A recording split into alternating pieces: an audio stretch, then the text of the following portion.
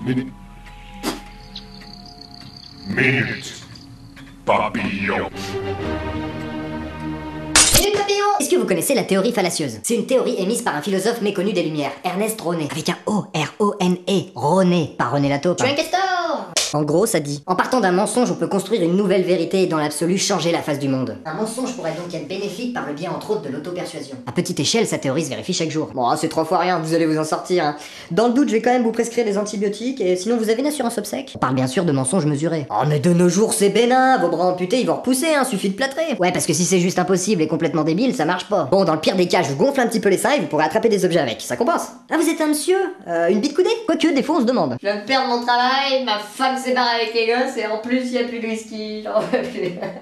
Lyon, vous allez passer une bonne journée, cool. Mais ce qui intéressait vraiment René n'était pas la mise en pratique de sa théorie dans un microcosme, mais bien son application à l'échelle mondiale. Il a donc porté son étude sur ceux qu'il a désignés comme les précurseurs. Si je dis que je parle au nom de Dieu, ça devrait faciliter les mouvements de foule, non? Et oui, les prophètes sont en fait d'excellents philosophes, ayant estampillé leur philosophie d'un sceau parole divine. Si je dis que je suis le fils de Dieu, ça va être chaud de me contredire, et hop, on retouche pas mon père. Les religions ne sont que vérité et bonté œuvrant pour un monde meilleur, mais on a le droit d'entrevoir la possibilité que tout repose sur un mensonge. Si je dis qu'on peut pas me représenter, ils vont galérer à se foutre de ma gueule. Un mensonge habilement transformé en vérité pour changer la face du monde. Si je dis que j'ai eu des visions de Dieu, de Jésus, de Moïse, de l'ange Moroni, et même que l'ange Moroni m'a dit qu'il y avait des plaques en or cachées sur la colline là à côté de chez moi, celle qu'on voit de ma chambre, j'habite dans l'état de New York, mais que dessus c'est écrit en égyptien parce que les Amérindiens, attention tiens-toi bien, sont les descendants de tribus perdues d'Israël, des gens égarés. C'est tellement gros et impossible que personne n'osera dire que j'ai tout inventé. Mais je suis jamais venu te voir, mais qu'est-ce qu'il raconte? J'en aurais perdu dans le désert et il serait devenu peau rouge aux States.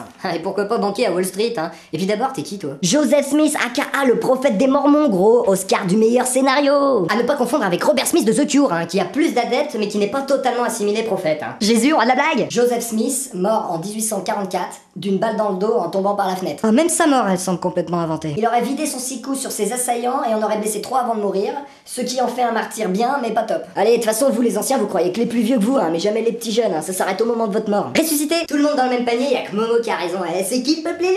C'était pas super démocratique non plus. Hein. Moi, personnellement, Jésus, je le crois, mais le coup du fils de Dieu... Alors que celui qui a raison, c'est toujours le dernier qui parle, hein. Et c'est qui le dernier des prophètes? N'importe quoi, c'est pas toi. En plus, d'un côté, je suis le premier prophète non travelot, hein. Je m'habille pas en robe, moi. Voilà, retenez-moi, je crois que je vais faire pire des commandements. Oh, on se calme les prophètes. De toute façon, chronologiquement parlant, le dernier c'est Marcus Garvey du mouvement Rastafari. Respect, prophète au XXe siècle, c'est chaud. Ah bah carrément, t'as intérêt à roder ton discours et tes effets spéciaux. Pour Marcus Garvey, la terre promise serait l'Éthiopie. Oh, comment il ment!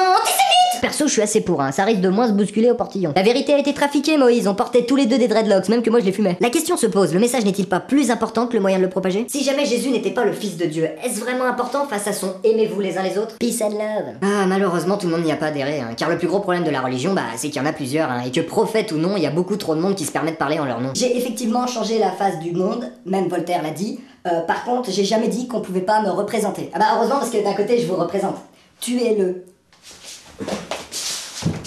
Les études d'Ernest René se sont portées sur ces hommes qui ont essayé d'améliorer le monde en partant d'un présumé mensonge. Plus récemment, la Déclaration des droits de l'homme et du citoyen a comme premier article « Les hommes naissent et demeurent libres et égaux en droit ». Un mensonge qui tend, si on y croit tous, à devenir une vérité. Ah bah y a encore du boulot, hein.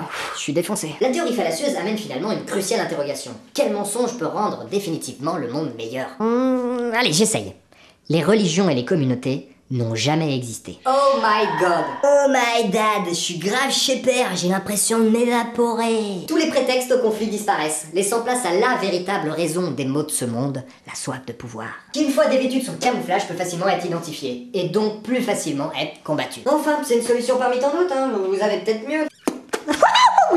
Ça défonce les cheveux de Jésus. J'ai la solution pour changer la face du monde. La terre est ronde, certes, mais plate, et à 2 côtés, un petit peu comme une grosse pièce. J'ai changé la face du monde. L'incarnation de Jésus, roi de la blague.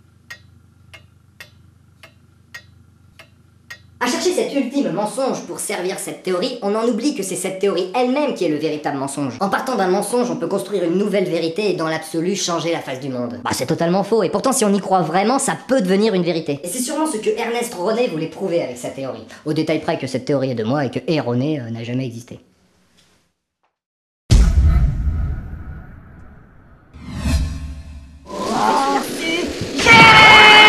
Ah mais je n'en doute pas une seconde, moi je triple pèse.